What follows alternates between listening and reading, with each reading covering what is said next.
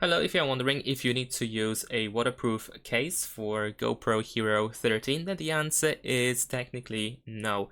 On the GoPro website, we can read that the GoPro Hero 13 is waterproof to 10 meters or 33 feet, so you should be able to use it under the water easily without the risk of damage. However, of course, you want to make sure that the side door for the battery is actually properly closed, that there is no risk of leaking or anything like that.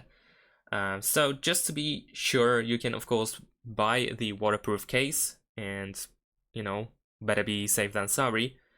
But technically speaking, it is still possible to use GoPro under the water without the waterproof case. But of course, still, if you want to use it for an extended time under the water, it is still recommended to use the waterproof case, like I said, just to be sure. And that's it. Thanks for watching. Leave a like and subscribe to my channel, and see you in my next videos. Bye!